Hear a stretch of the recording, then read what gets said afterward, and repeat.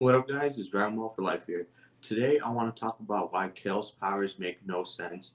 And I'm not talking about it specifically when she walked through Goku's Super Saiyan Blue Kamehameha. I'm just talking about in general her power and, how much stronger she gets throughout her Super Saiyan forms and how it just doesn't make sense, especially comparing it to her base.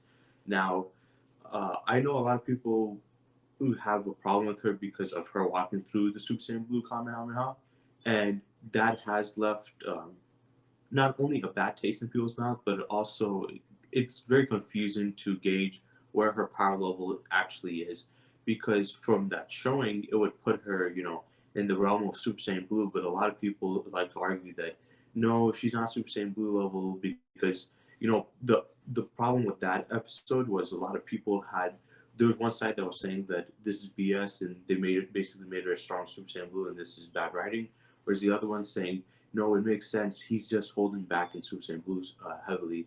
So between that and which side is right or wrong, I'm not trying to explain that in this video. I will make a video on that and my thoughts on that, but just in general about where she ranks in the power and what that meant, it's kind of confusing because even the people that say that she's not that powerful can't really give you a distinct level of power that she's at. They can't really distinctly tell you like she's this powerful, she's that powerful. All they can say is she's not as powerful as Super Saiyan Blue because he was holding back or whatever. So there is that. But I will say this, even though I'm trying not to go too in depth on that because I will make a video on that, but I will say this: her power was a lot. It was impressive and it was a big thing. And I feel like a lot of people that say this are really downplaying and trying to make it sound like she didn't show any tremendous amount of power. Because after this, she started eliminating quite a bit of troopers and mowing down multiple people in the arena. And on top of it, she was trapped in another dimension and was able to break out of it. And if she wasn't that powerful, Jiren wouldn't feel the need to step in and stop her. I mean, he he wasn't eliminating anyone else besides the big threats like Hit and Goku. But besides that, he didn't see anybody else as a threat until the ending, where he was, getting teamed up by Vegeta, Goku, Frieza, and Android 17. Because he had no other option at that point. He was like, you know what, I'm just going to eliminate these guys. But he felt like the need to actually try to stop her. So that would also kind of like showcase that she wasn't as weak as these guys are trying to mention. And they don't even give a specific level of power. They just say she's not that powerful because they want to like either defend Dragon Ball Super or don't like the idea that people are trying to make it sounding that the writing's bad. But also, Vegeta Vegeta himself also took interest in her because when he saw her going off, he was even surprised. If she wasn't really powerful, then he wouldn't really care too much or be giving any attention to her. So the reason why I'm harping on this quite a bit is I want to just establish that she is still a powerful character. Whether she's that Super Saiyan Blue level or below that, she's still a character to be looked at with a high power. And compared to most of the other combatants in the Tournament of Power, she's on the higher ranking scales. And I know Caulifla, she's also, since they come in pairs, a lot of people like to pair them up, but she's way stronger than her. You can definitely see this when Super Saiyan God Goku, when he's like depleted of energy, starts firing an attack against them both. The Caulifla basically can't handle it and she gets taken out, whereas Kale throws it in the air and actually starts fighting a little bit with Super Saiyan God before she fuses. So she's shown to be at least quite a bit stronger than her. And her Berserker form, she's the only one that has it. People try to talk about Broly, but Broly was just using Super Saiyan. And when he was fighting later in the fight, it was just him using, as they say, full powered Super Saiyan. And so technically, her bulking form is unique to her, and the power for like the multiplier for that transformation, though we haven't gotten confirmation for how big it is, we do know it is well above Super Saiyan 2. And the reason why I say it's above Super Saiyan 2 is not because she just surpassed Caulifla, because she was weaker than Caulifla in regular, but it's not just because of that. It's the fact that, they in general just see it and state that it was like more powerful than it. but it's obviously less than Super Saiyan 3 because when Goku goes Super Saiyan 3, they're surprised about the amount of power he gained in that form. So for them to be both surprised by it, it shows that Super Saiyan 3 is still above it, but this form is above Super Saiyan 2. So it has a higher multiplier than Super Saiyan 2. But my problem with it is basically the fact that why it would not make sense is due to her base. Her base form is not impressive. It's not strong. We saw before the Tournament of Power how they talked about how it was weak, and then in the Tournament of Power, we clearly see that it has problems in a fight. So what I'm trying to say is her power doesn't make sense because for her to be such a big threat in Super Saiyan and in her Berserk state, she would have to be at least somewhat of a threat or have somewhat of a high level of power in her base at least. Because Super Saiyan transformations, they're multipliers. I know nowadays they try to add in more of when they get angry, they can increase their power, like with Vegeta and the Battle of Gods.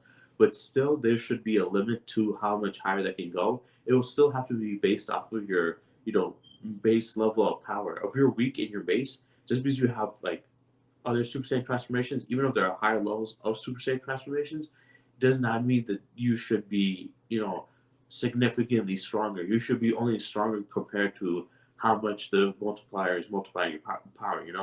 So if you're weak in your base and you have like Super Saiyan 1, 2, or even 3, you're not going to be that much stronger, even if you're in a third form.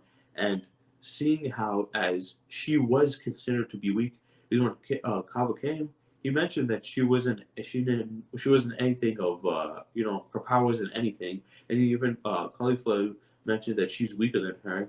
And I'm pretty sure out of anybody, she should know that how strong she is. And then when she got in the tournament of power, she was getting beaten up by jobbers that even got KO'd in her base form. The only reason she was able to do something in that Trump power is when she got angry and unleashed her power. But before that, when she was in just her base and not in her other Super Saiyan forms, she was getting bodied by fodder characters. And then later on, she does this and she becomes such a big focus and focal point in the Tournament of Power and one of the more powerful characters in the Tournament of Power itself. So to me, it was just like it didn't really make much sense that she can go from being weaker than Caulifla and being stated by Kaba to be just weak, and then again in the tournament and getting bodied by fodder characters in her base, and then going Super Saiyan or just like a level above that, and now she's able to have peak Vegeta's interest, have Jiren step in and try to stop her, and at least go toe to toe with Goku in his higher forms. So it's just like it doesn't make sense that she's that powerful. Like, if her base was powerful, then it would make sense that her Super Saiyan forms are powerful.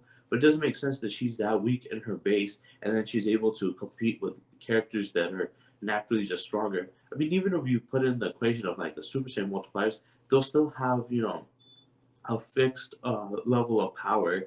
It will always just be based on due to your base power, and her base power is nothing to be impressed by. So why is she so impressive when she goes to the higher forms?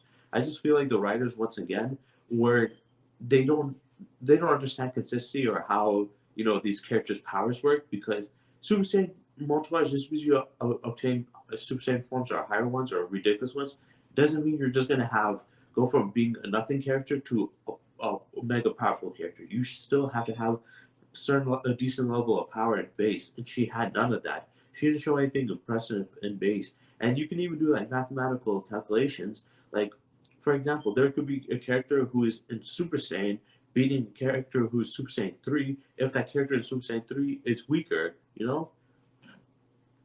Like of like just in general, if you do like power levels and you were to search up how strong they were, you know, you could be Super Saiyan 1 is like 50 times multiplier, and then Super Saiyan 2 is times 2, and then Super Saiyan 3 is times 4. So you only have to do 6 times. So let's say this opponent is in base uh, 8 times weaker than the other guy. The other guy goes Super Saiyan 1. This guy goes Super Saiyan 3. The Super Saiyan 1 will still win, even though Super Saiyan 3 is a higher level of power. It has more of a power boost. In his base, he was a lot stronger. So Super Saiyan 1 version of him would be able to outmatch Super Saiyan 3. And that's how I feel about it. But her case is not like that. She does have higher forms, but she's not very powerful in her base anyway. And most she should be still more powerful than cauliflower, and quite a bit of a like significant degree, but she should not be this powerful in the tournament power. But Jiren shouldn't have cared about her. Jiren shouldn't need to step in to stop her. Goku and Super Saiyan Blue, even though he was holding back, should have been able to handle her if that's her power. And she shouldn't have had such a main focus on her and her power for how weak she's in her base. I just don't feel like it makes sense. Like they're just like, you know what? She's kind of a shy character. Let's do this thing where we make her look weak and timid, but then when she goes off, she's very powerful. But that doesn't make sense when it comes to Dragon Ball, especially when it comes to Saiyan characters, because we know how Saiyan's powers work. Super Saiyan doesn't just, rid any weakness you have in your base. It might add on to your base and make you stronger, but it'll still be determined off your base. You can't just go from I'm weak and now I unleash my Super Saiyan powers and I'm strong. Also, some people say that her and Kale got stronger throughout the fight. I mean, Kefla got stronger throughout the Khalifa got stronger throughout the fight, but I don't really see it. I don't know where you guys are getting these. People were putting some crazy multipliers saying Goku got more stronger, this guy got more stronger throughout the fight, but they don't really put up any real calculations. They just I get it if they're saying she controlled her power and she had like it got a little bit stronger through that way, but the way these guys are making it sound like these guys are getting way stronger throughout the fight, I don't think that's how it works. So yeah, I think that's incorrect.